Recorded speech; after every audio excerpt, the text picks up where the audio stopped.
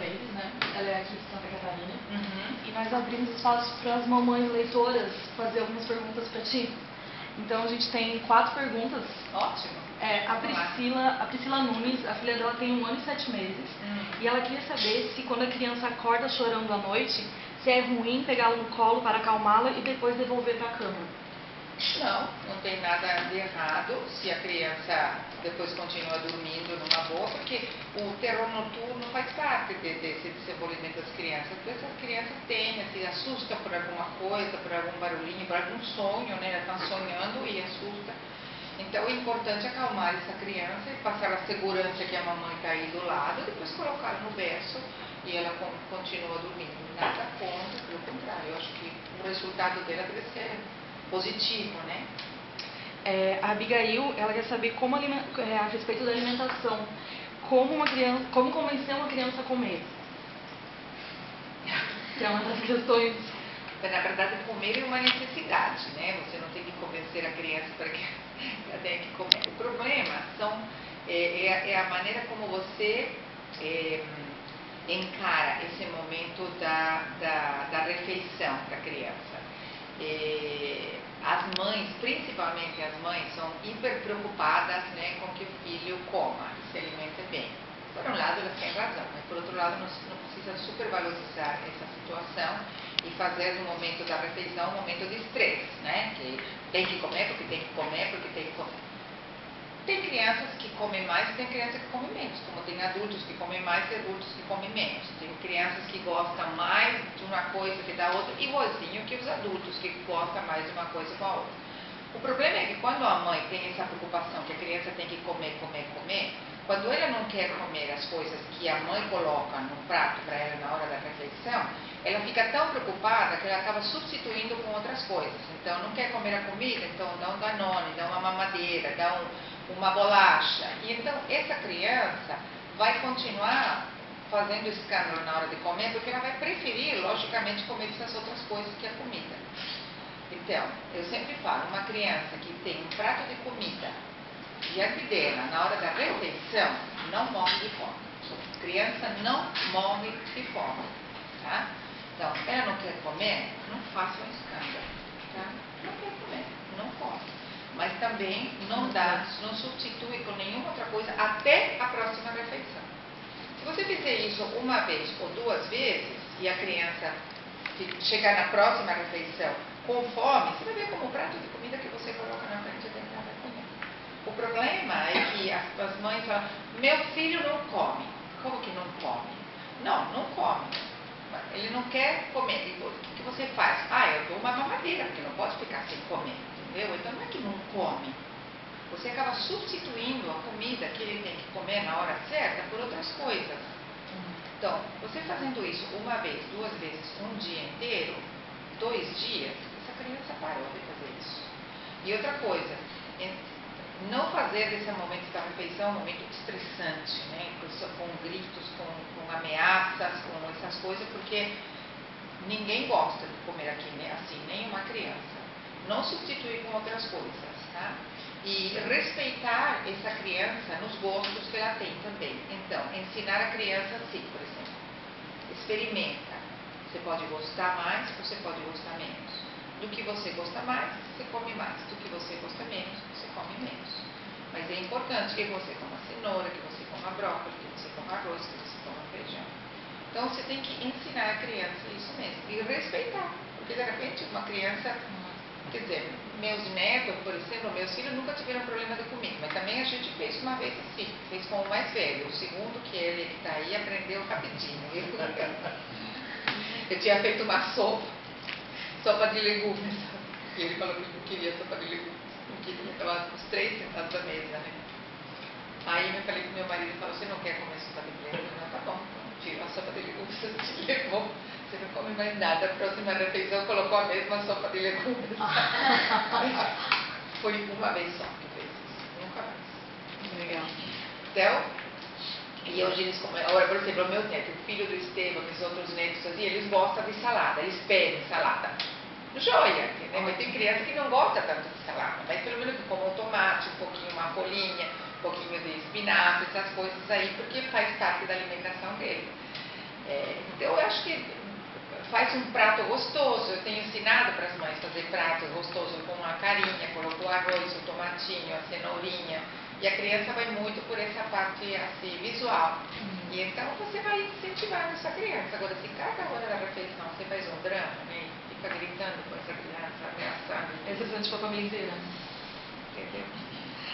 A Sirlene, ela tem um casal de gêmeos e ela queria saber qual que é o maior desafio na educação de gêmeos. E se você pode dar dicas para...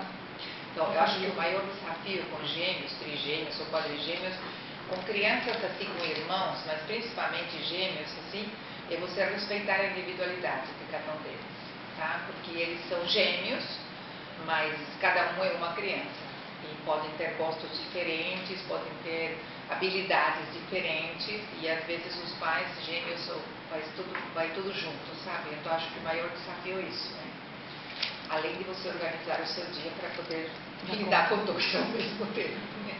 Mas eu acho que um desafio maior é você respeitar a individualidade, né?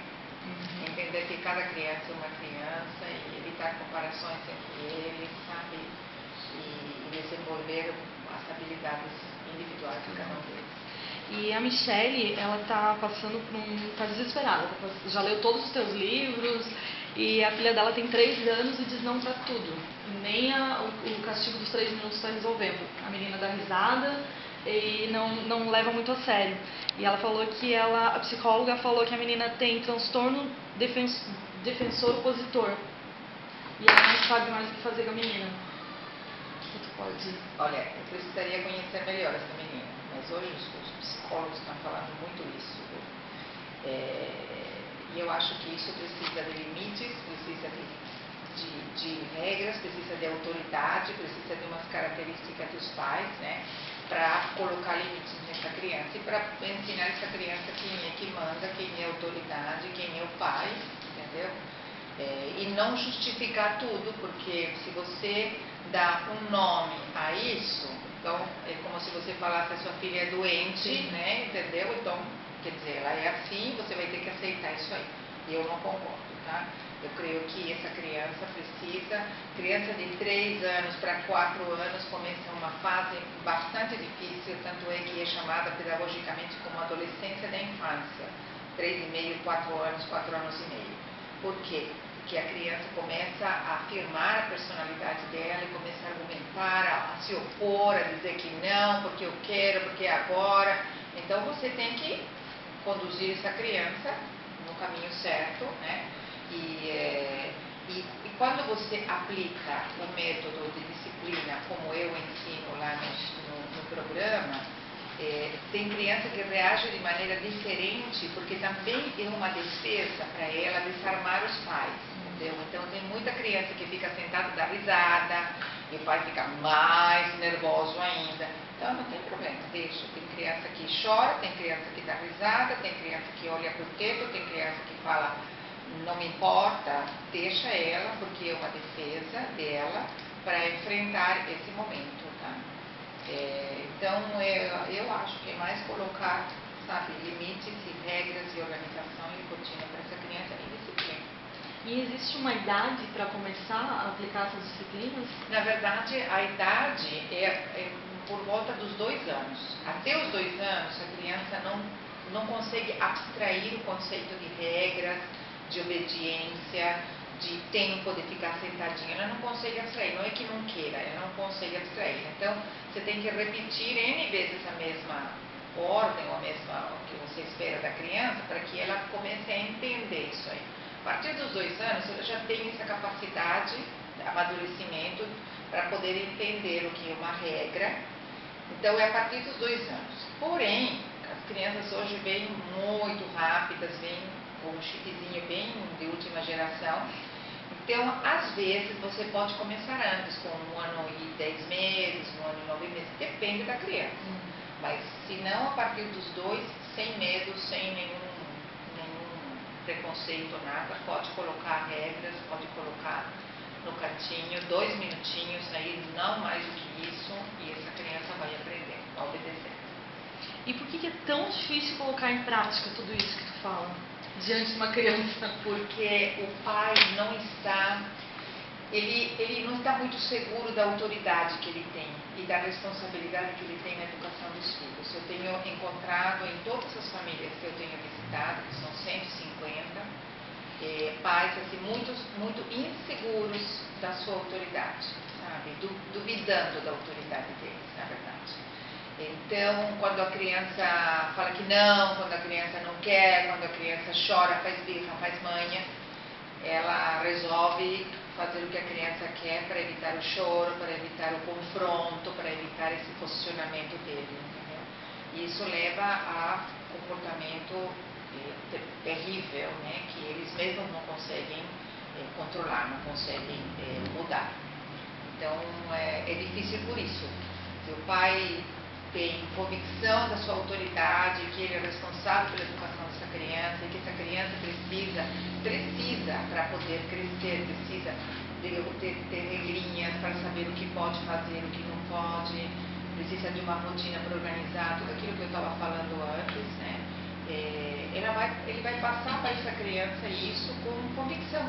E diante das dificuldades ou das oposições das crianças, que também é normal, né? Que a criança não queira obedecer, você tem que ensinar a criança a obedecer. A criança não nasce sabendo obedecer. E diante dessas dificuldades, ele vai se posicionar e vai até o fim, até conseguir aquilo que ele quer. Eu vejo que as crianças, é uma coisa que falo bastante nas palestras, eu vejo que as crianças são muito mais perseverantes que os adultos, porque elas vão até o fim, até elas conseguirem o que eles querem. O adulto que abre mão na metade do caminho. Sim, eu entendo. Está cansado, estressado, uma série de coisas. Porém, tem uma criança aí no meio que precisa deles. E qual a importância de explicar para a criança por que você está lutando anti-castigo?